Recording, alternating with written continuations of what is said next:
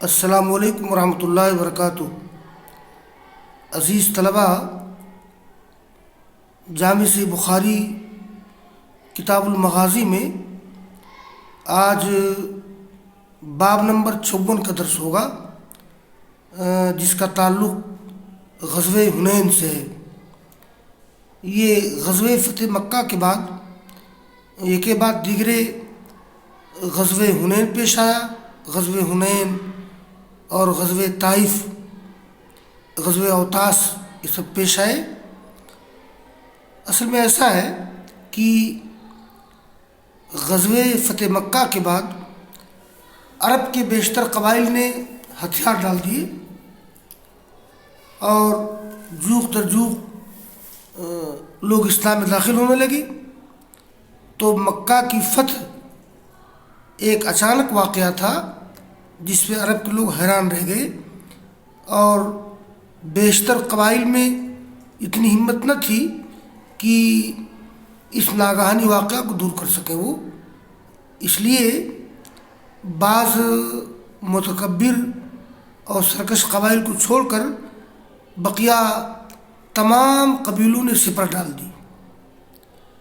کچھ قبیلے ایسے تھے، ضدی تھے، اڑیل تھے، جیسے قبیلے حوازن اور قبیلے ثقیف کے لوگ، ان کے ساتھ مضر، جثم اور سعد بن بکر کے قبائل اور بنو ہلال کے کچھ لوگ شامل تھے۔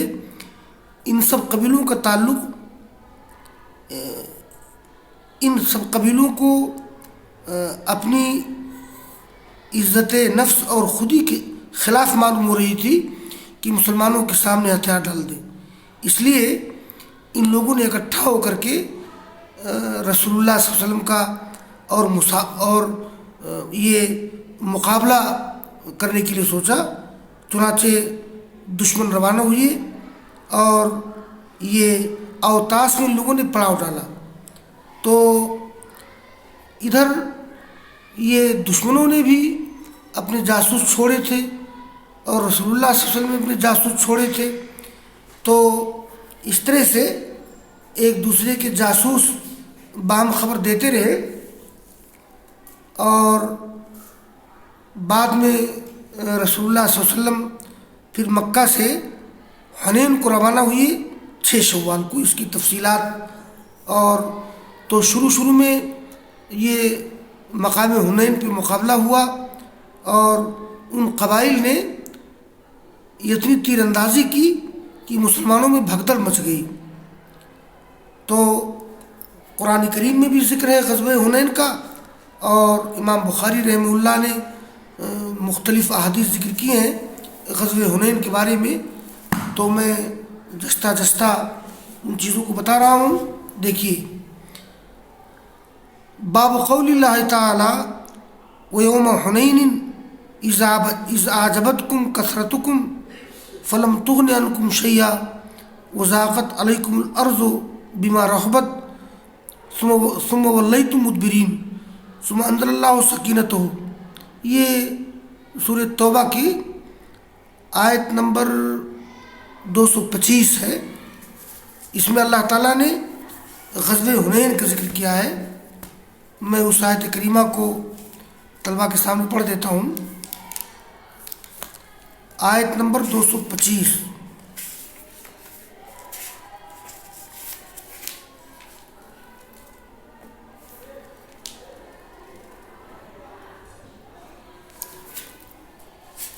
آیت نمبر 225 نہیں بلکہ آیت نمبر 25 ہے۔ یہ دیکھیے، یہ آیت یہ ہے، ہاں آیت نمبر 25 ہے۔ یہ اللہ نے فرمایا کہ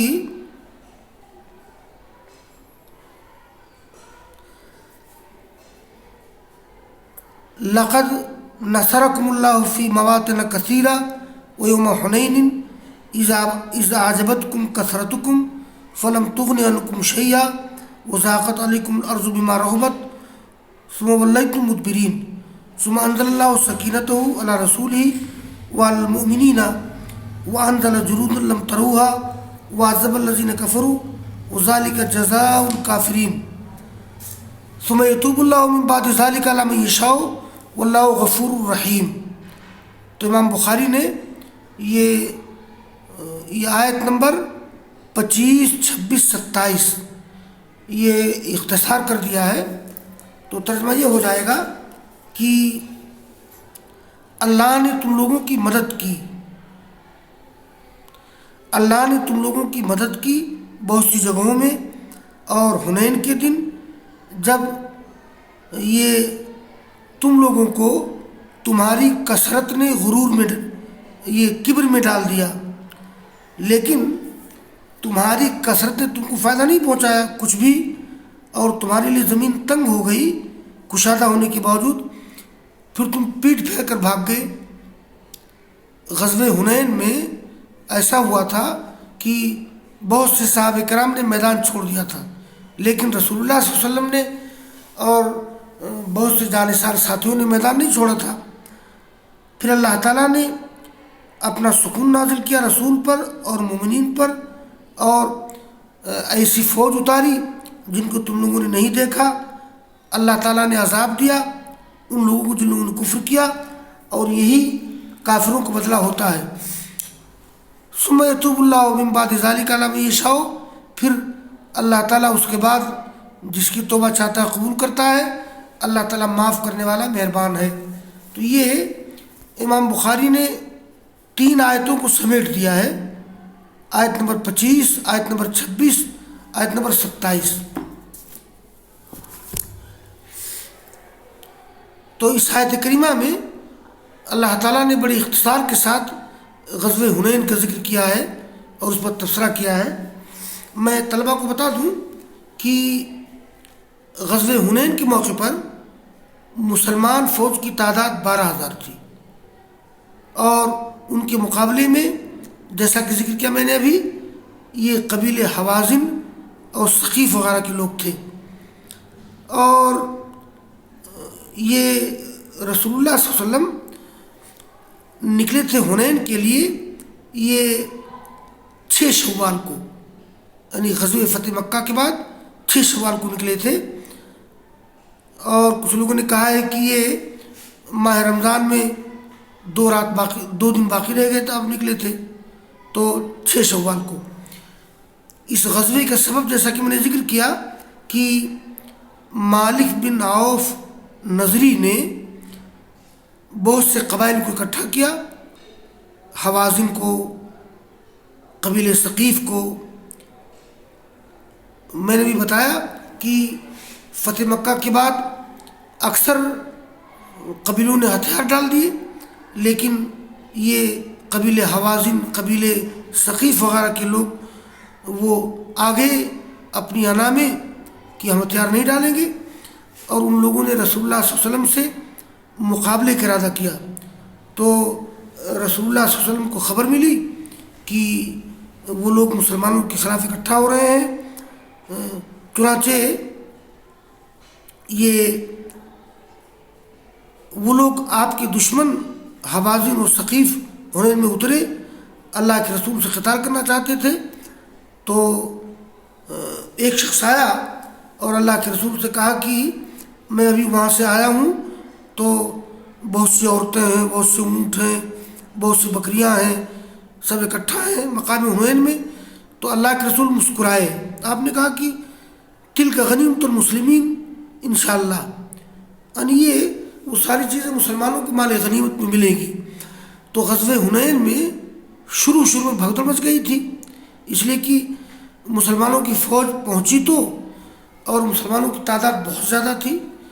مسلمان یہ سوچتے تھے کہ بھائی غزوہ احد میں، غزوہ بدر میں ہماری تعداد بہت کم تھی، اب تو ہماری تعداد 12,000 ہے، دشمن کیا کرے گا؟ لیکن یہ غرور نقصان پہنچا گیا مسلمانوں کو۔ اشارہ اسی طرف کیا اللہ تعالیٰ نے کہ اس اعجبتکم کثرتکم، تو قبیل حوازن ثقیف کے لوگوں نے تیر برسانا شروع کیے، لوگ پیٹ پھیر کر بھاگ گئے، لیکن بعد میں پھر لوگ جم گئے، مقابلہ ہوا، اور پھر مسلمانوں کو جیت ہوئی، اور پھر مال غنیمت ملا، بہت سے قیدی پکڑے گئے، اس کا ذکر آگے آ رہا ہے۔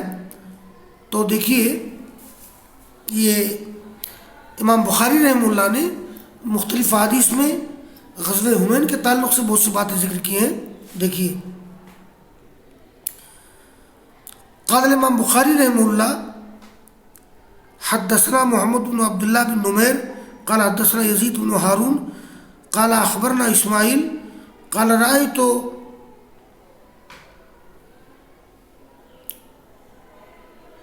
عبید بن ابی اوفا رأيت بید ابن ابی اوفا ضربة قال ضربتها مع النبي يوم حنين قلت شهدت حنين قال قبل ذلك۔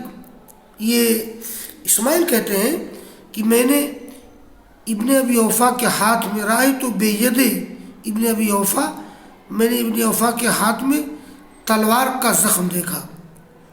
تو انہوں نے کہا کہ یہ زخم مجھے لگا تھا اللہ کے رسول کے ساتھ حنین، غزوہ حنین کے موقع پر۔ تو میں نے کہا کہ شہید حنین، آپ غزوہ حنین میں موجود تھے؟ اسماعیل نے پوچھا تھا ابن ابی اوفا سے کہ آپ حنین میں موجود تھے؟ انہوں نے کہا کہ قال قبل ذلك، یعنی حنین کیا، حنین میں تو تھا ہی، اس سے پہلے بھی یہ امام یہ مسند احمد کی روایت میں ہے، وفی روایت احمد قال نعم وقبل ذلك فی الحدیبیہ وغیرہ، یعنی اس سے پہلے حدیبیہ وغیرہ میں بھی میں موجود تھا۔ تو اس میں یہ ابن ابی اوفا کی شرکت کا تذکرہ ہے غزوہ حنین میں۔ آگے کی روایت دیکھیے، یہ ہے قال امام بخاری رحمہ اللہ حدثنا محمد بن کثیر قال حدثنا سفیان عن ابی اسحاق قال سمعت البراء رضی اللہ عنہ وجاء رجل فقال یا ابا عمارہ اتولیت یوم حنین فقال اما انا فاشهد علی النبی صلی اللہ علیہ وسلم انه لم يولي ولكن عجل سرعان القوم فرشقتهم حوازن وابو سفیان بن الحارث آخذ برأس بغلته البیضاء یقول انا النبی لا کذب انا ابن عبد المطلب۔ میں اشارہ کر چکا ہوں کہ یہ بنو حوازن کے لوگوں نے جب تیر برسانی شروع کر دیے تو بھگدڑ مچ گئی اچانک۔ یہ برائے بن عازب کہتے ہیں کہ ان کے پاس ایک شخص آیا اور کہا کہ اے ابو عمارہ، یہ جابر کی برا کی کنیت ہے، اے ابو عمارہ اتولیت یوم حنین، کیا تم نے غزوہ حنین میں پیٹ پھیری تھی؟ دیکھیے برا سے پوچھا کہ کیا آپ نے پیٹ پھیری تھی غزوہ حنین میں؟ تو انہوں نے کہا کہ میں گواہی دیتا ہوں کہ رسول اللہ صلی اللہ علیہ وسلم نے پیٹ نہیں پھیری۔ اصل میں ہوتا کیا ہے، اگر فوج کا کمانڈر اور اس کے ساتھ کچھ لوگ جمے رہیں تو یہ نہیں کہا جائے گا کہ فوج نے پیٹ پھیری، فوج بھاگ گئی۔ کمانڈر کا بھاگ جانا یہ فوج کا بھاگ جانا ہوتا ہے۔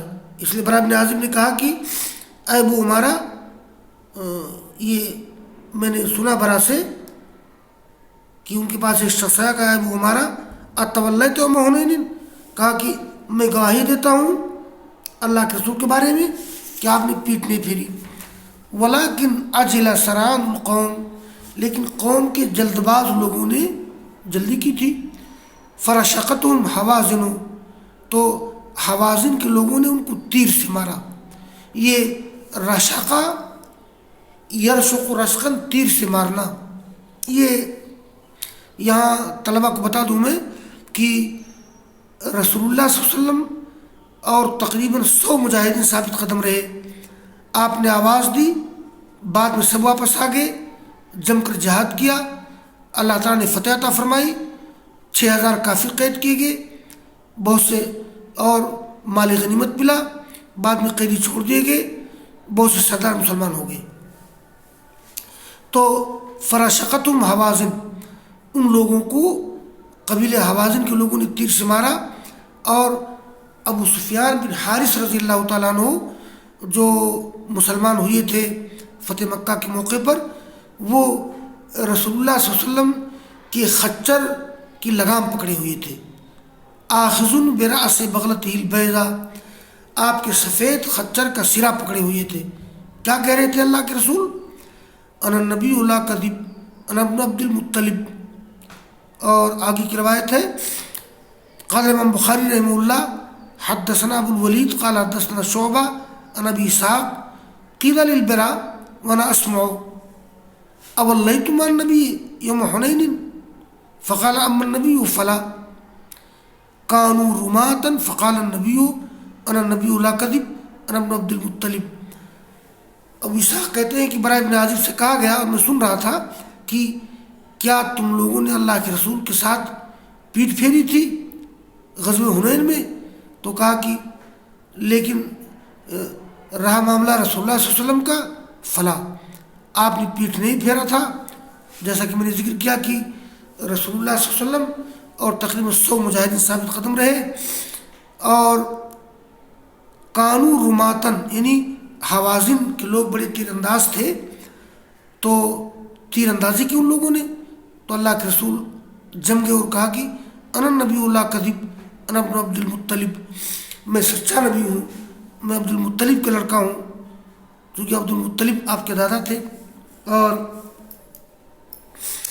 قال امام بخاری رحمہ اللہ حدثني محمد بن بشار قال حدثنا غندر قال حدثنا شعبہ عن ابی اسحاق سمع البراء وسأله رجل من قیس افررتم من رسول اللہ صلی اللہ علیہ وسلم يوم حنین فقال لكن رسول اللہ صلی اللہ علیہ وسلم لم يفر كانت حوازن رماة وإنا لما حملنا عليهم انكشفوا فأكببنا على الغنائم فاستقبلنا بالسهام ولقد رأيت رسول الله صلى الله عليه وسلم على بغلته البيضاء وإن أبا سفيان بن الحارث آخذ بزمامها ويقول أن النبي لا كذب.